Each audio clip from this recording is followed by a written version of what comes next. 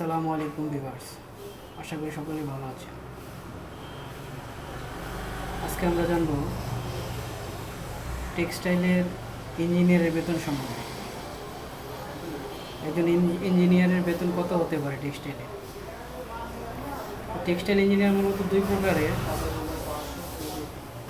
একটা হচ্ছে BSc textile engineer, আর একটা হচ্ছে ডিপ্লোমা টেক্সটাইল ইঞ্জিনিয়ার। যারা ডিপ্লোমা করে তারাও টেক্সটাইল ইঞ্জিনিয়ার। ডিপ্লোমা কারা করে? এইচএসসির পরে, এসএসসি পরীক্ষার পরে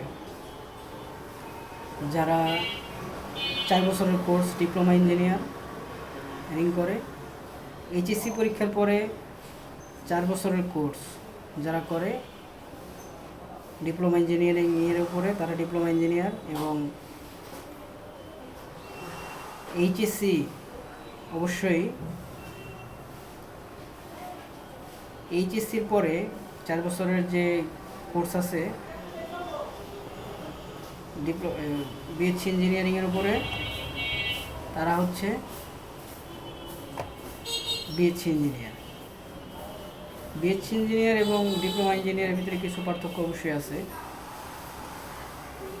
বেতনের দিক দিয়েও যারা বিএসসি ইঞ্জিনিয়ার তাদের বেতন একটু বেশি।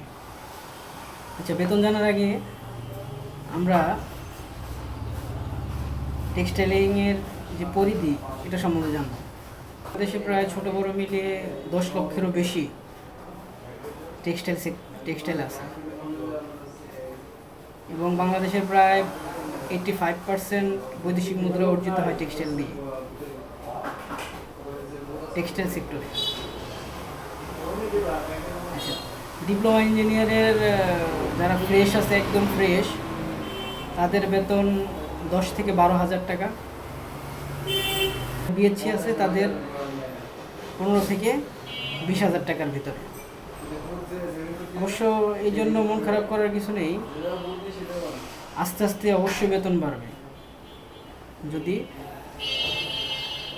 তারা কঠোর পরিশ্রম, মানুষকে চালানোর ক্ষমতা, নিজে কাজ শেখা, এগুলো যদি তার ভিতরে থাকে, অবশ্যই তার বেতন 5-6 বছরের ভিতরে 50,000।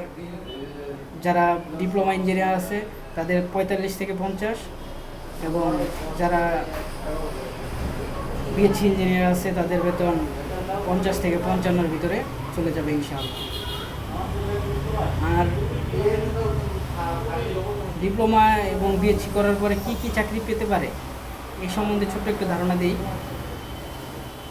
যারা নতুন একদম ফ্রেশ, তারা যদি এই সেক্টরে আসে, প্রথমত তারা কিউসি হিসেবে আসতে পারে, কোয়ালিটি কন্ট্রোলার। এর ভিতরে দুই প্রকার আছে, একটা হচ্ছে অনলাইন কিউসি আর একটা হচ্ছে অফলাইন কিউসি। অফলাইন কিউসি যারা আছে তারা ফ্লোরে কাজ করবে, আর যারা অফলাইন কিউসি আছে তারা ল্যাবে কাজ করবে। তারপরে প্রোডাকশনে যদি কেউ আসতে চায় তাহলে জুনিয়র এক্সিকিউটিভ হিসেবে আসতে পারে।